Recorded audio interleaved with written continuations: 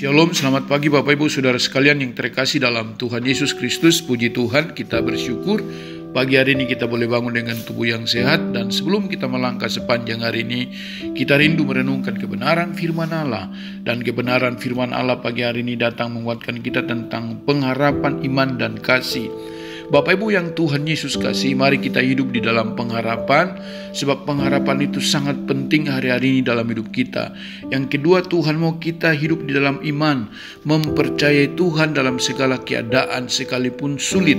Dan yang ketiga adalah kita hidup di dalam kasih, sebab kasih banyak menutupi pelanggaran.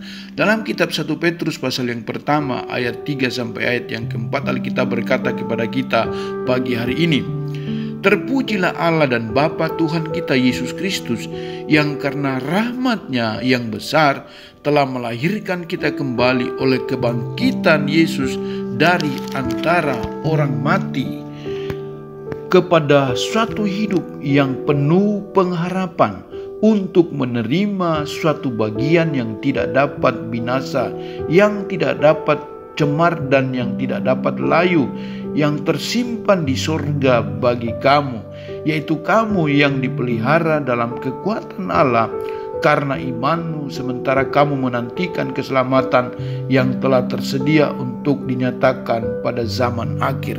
Puji Tuhan, menarik sekali kebenaran firman Tuhan pagi hari ini bahwa Tuhan itu luar biasa.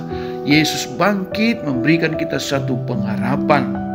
Dan mari kita hidup di dalam pengharapan, karena suatu pengharapan itu memberikan kita suatu kepastian untuk menerima suatu bagian yang tidak dapat binasa, yang tidak dapat cemar dan yang tidak dapat layu, kata firman Tuhan, yang tersimpan di sorga bagi kita yang terpanggil, bagi kita yang mengasihi Tuhan.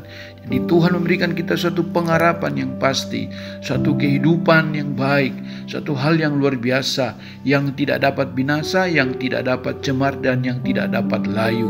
Inilah firman yang datang pagi hari ini memberikan kita suatu kekuatan yang baru, bahwa di tengah-tengah pergumulan kita, di tengah-tengah persoalan yang kita alami hari-hari ini, Tuhan menyimpan sesuatu yang dahsyat bagi kita kalau kita tetap setia sampai akhir zaman.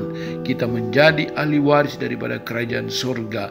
Itulah suatu pengharapan kalau kita hidup di dalam iman, hidup di dalam kasih, menantikan Kristus datang pada kali yang kedua. Shalom, selamat pagi, Tuhan Yesus memberkati kita semuanya. Amin.